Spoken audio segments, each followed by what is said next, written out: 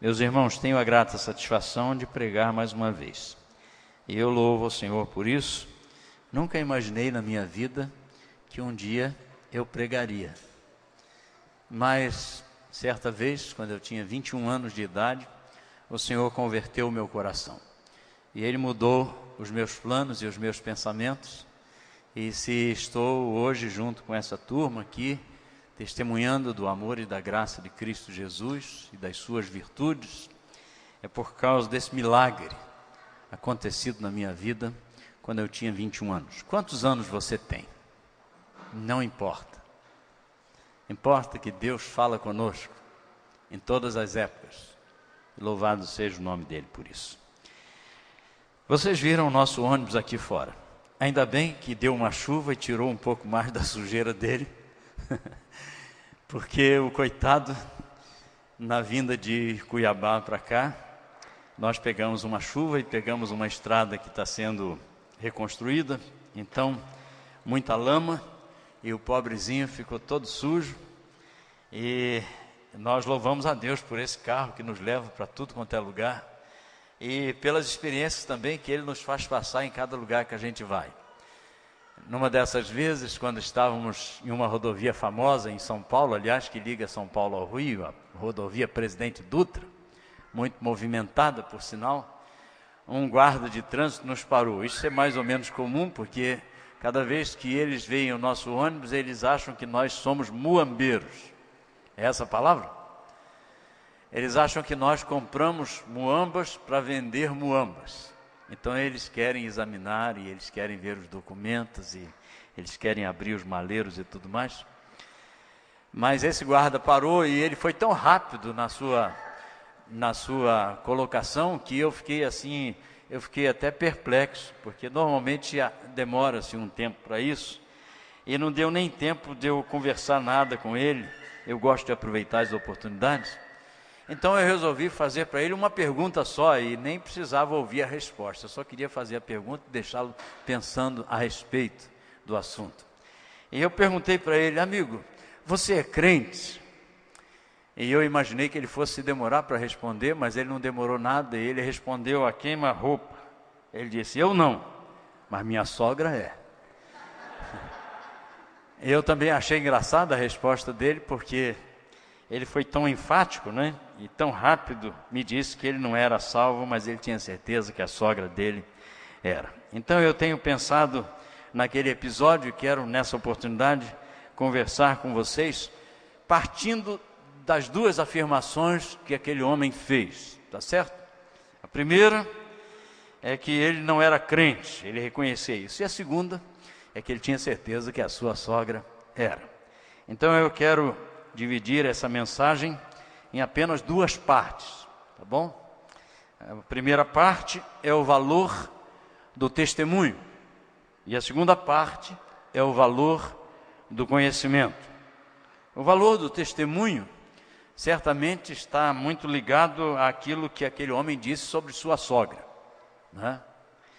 Ele disse que ela era crente e certamente essa afirmação dele sobre ela estava abalizada diretamente na vida dela, nas suas ações e reações no dia a dia que ele podia conhecer, então por isso ele fazia essa afirmação.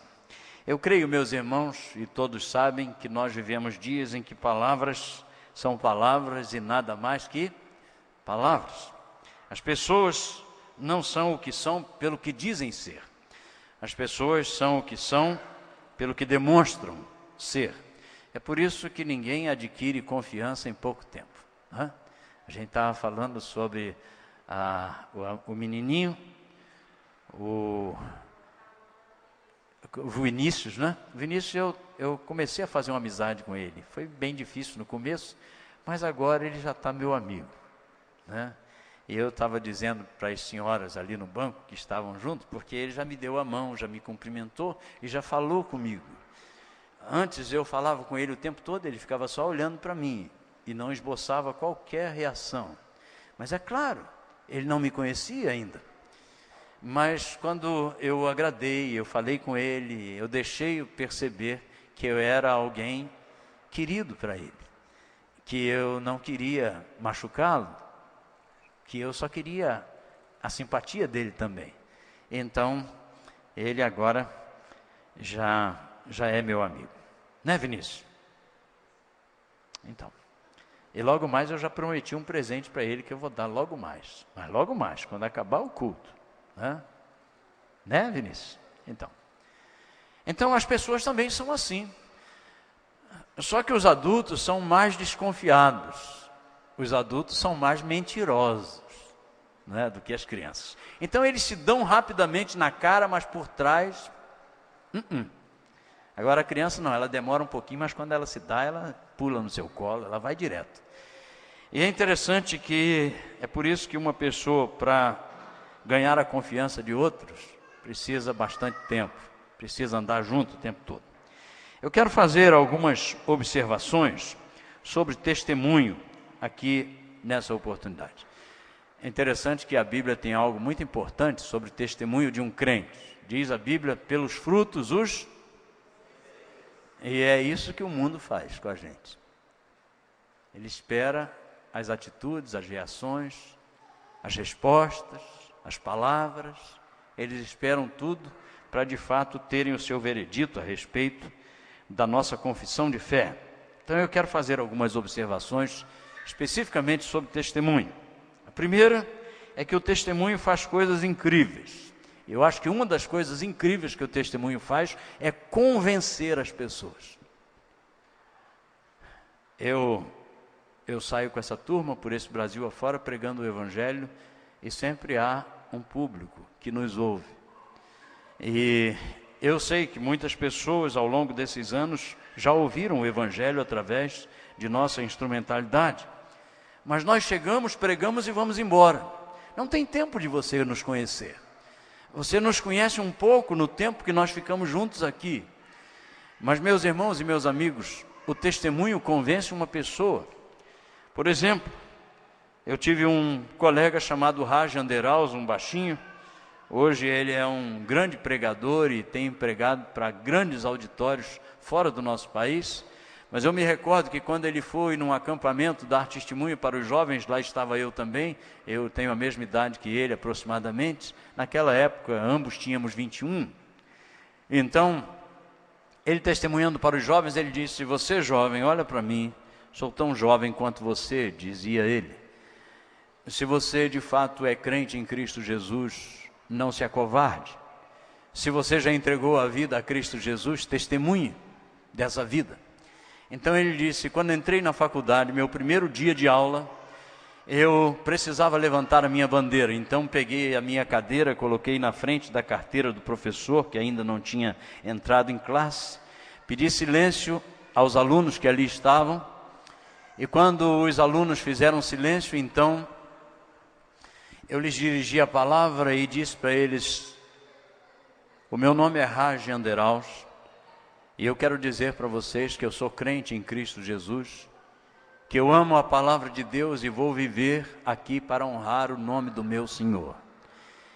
E quando ele estava ainda terminando de falar isso, as pessoas zombaram dele, como era esperado numa faculdade, e ele ficou de certa forma vermelho, mas continuou vivendo a sua vida cristã ali, e durante os primeiros meses as pessoas zombavam dele, o chamavam de pastorzinho, e o tempo passou até que alguns daqueles alunos que tinham problemas profundos na sua alma e não tinham com quem compartilhar, talvez algumas moças que engravidaram antes da hora e tinham medo de contar para os seus pais, talvez alguns meninos que, enganados pelos colegas, começaram a participar de uma rodinha de drogas e agora estavam presos a essas amarras e não conseguiam se libertar.